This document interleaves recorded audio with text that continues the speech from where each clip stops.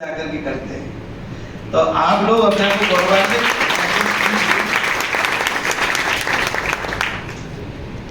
Students are the backbone of the country, the nation will be as the students are today. हमारा देश आने वाले समय में वैसा ही होगा जैसे आज के विद्यार्थी हैं।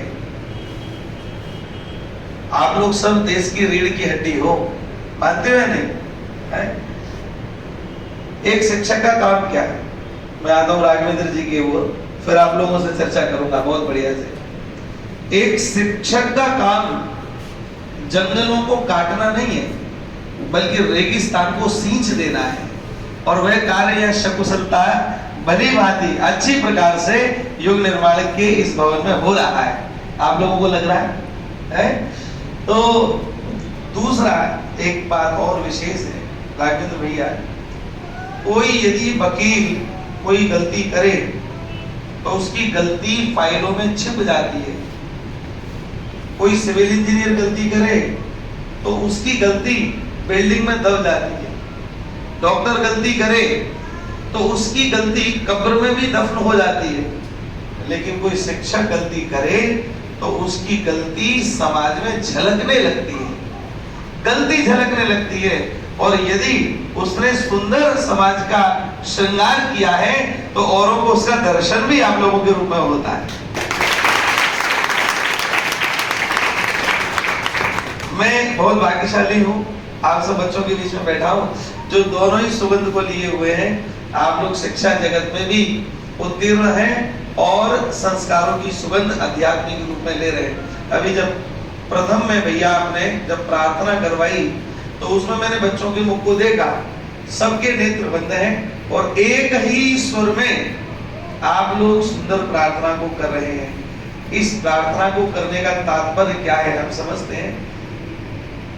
एक वृक्ष पर तमाम पक्षी बैठे हुए हैं और नीचे खड़े होकर के एकदम ताली बजा दो जोर से, क्या होगा? सारे पक्षी हमारे इस शरीर में पूरे दिन में किए हुए तमाम पापों के पक्षी, नकारात्मक ऊर्जाओं के पक्षी सिर पर बैठ जाते हैं और मात्र 2 मिनट की प्रार्थना से ही वह सारे नकारात्मक पक्षी उड़ करके भाग जाते हैं और आपको पूर्ण सकारात्मक बनाते हैं। और आप लोग ऐसे सकारात्मक बन जाते हैं, फिर आपको चाहे हिस्ट्री पढ़ाई जाए, चाहे साइंस पढ़ाई जाए, चाहे ज्योग्राफी पढ़ाई जाए, सब कुछ आप लोग बड़े सहजता से स्वीकार कर लेते हैं। एक बात आप लोगों को बड़े काम की बताऊं, एक रूस के प्रोफेसर को सुनने का अवसर मिला। मैं खुद प्रोफेसर रहा, मैंने लगभग 16 सब्जेक्ट पढ़ाए, MBA, BTech, LLB, MCOM, BCom सबको पढ़ाया। पर असली आनंद मुझे जहां आया, आज मैं उस क्षेत्र में हूँ। हर व्यक्ति अपनी अपनी आत्मसंतुष्टि का काम कर रहा है।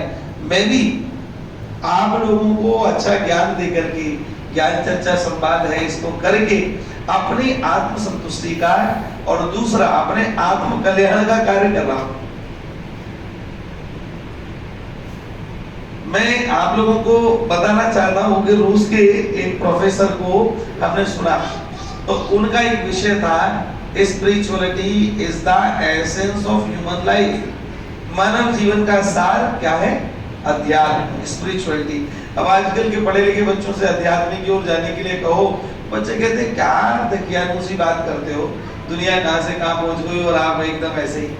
पर मैं आप लोगों को अध्यात्म की महिमा और गरिमा से परिचित कराना चाहता हूं। इसलिए रूस के प्रोफेसर का नाम लिया, क्योंकि आजकल अपने भारतीय विद्वान मनीषियों की बात यदि आपसे कहने लग जाएंगे तो समाज में बच्चे उसको हल्के में लेते हैं। अरे ये तो संत महात्माओं की बात करते हैं, जबकि वास्तविकता यही है कि वह संत महात्मा ही असली वैज्ञानिक थे। आज के वैज्ञानिक जितने भी हैं वह तो केवल साइंस तक सीमित है, और अपने जो ऋषि मुनि वो ऐसे वैज्ञानिक थे जो सुपर नेचुरल साइंस तक पहुंचे हुए थे। सुपर नेचुरल साइंस, हालांकि आज उनको बताया नहीं जाता, पढ़ाया नहीं जाता।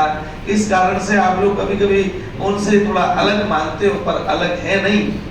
तो ऋषि मुनियों का नाम मैंने नहीं लिया, मैंने रूस के वैज्ञानिक का नाम लिया, प्रोफेसर का नाम लिया, इसीलिए कि आप लोग समझे वह क्या कह रहे हैं। अध्यात्म जीवन का सार है। सुनकर के आश्चर्य होगा।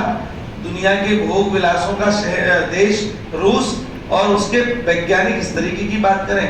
चलो हमने भी उनको सुना तो सुनकर के बड़ा अच्छा लगा। उन्होंने क्या बताया, आप लोग ध्यान से सुनिएगा, कान खोल के।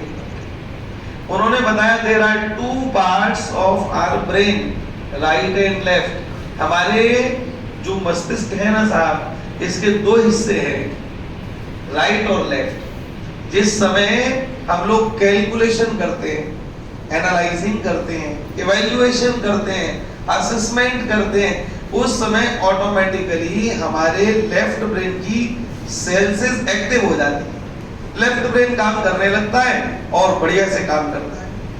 पर जिस समय हम लोग लव, मर्सी, पीस, आप लोग इनके हिंदी मीनिंग जानते हैं ना, शांति, प्रेम, सौहार्द, अर्थात जैसे कभी हम लोग कहीं मंदिर में पूजा करें, 2 मिनट प्रार्थना करें, अपने आप हमारी राइट ब्रेन की सेंसेस एक्टिव हो जाती है। जैसे वो एक्टिव हुई तो हमारा राइट मस्तिष्क काम करने लगता है।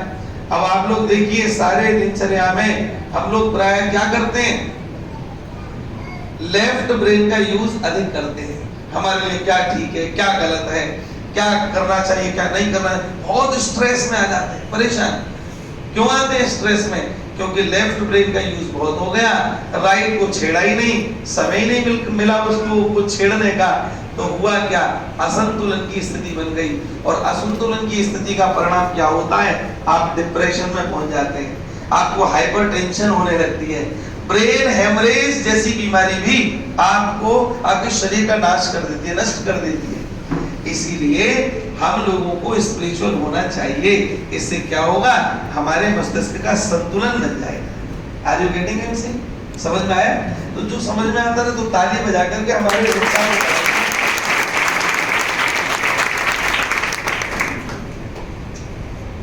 राघवेंद्र भैया को इस माइक का अभ्यास है। हमें तो ऐसा लग रहा है जैसे चश्मा चढ़ा दिया हो हमारे। नहीं, बढ़िया, अच्छा लग, मैं बच्चों से मुखातिब होना चाहता हूँ, बच्चे हंस करके मेरी बात को सुनेंगे, मुझे बड़ा अच्छा लगेगा। चलिए अब हम और बढ़िया बढ़िया आपको बातें बताते हैं।